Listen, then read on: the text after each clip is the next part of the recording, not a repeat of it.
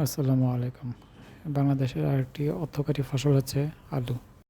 এই আলুতে পর্যাপ্ত পরিমাণে ভিটামিন আছে। তবে এবার আলুতে দাম বেশি থাকার কারণে অনেক কৃষক আলু চাষ করেছিল। আমরা নিজেরাও করেছিলাম, কিন্তু বর্তমানে আলু উঠে আসতে আসতে তার 1/4 দাম কমে এসেছে, যার কারণে অনেক কৃষকের মাথায় হাত পড়ে গেছে। যাই হোক, কিছু আর করার নেই, এটা তো আর ফেলে দেওয়া যাবে না। কোল্ড স্টোরেজে রেখে দরকার হলে মাসে মাসে 1 বস্তা করে নিয়ে এসে আমার পরিবার খুব ভালোভাবেই চলতে পারবে। অন্তত প্রতিদিন আলু ভর্তা আর আলুর ডাল করে খাবো।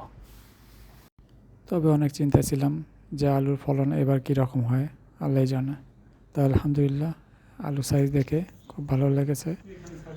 দুইটা মিলে হাফ কেজির উপরে আলুর ওজন পেয়েছি। আল্লাহকে অসংখ্য ধন্যবাদ এবং শুকরিয়া।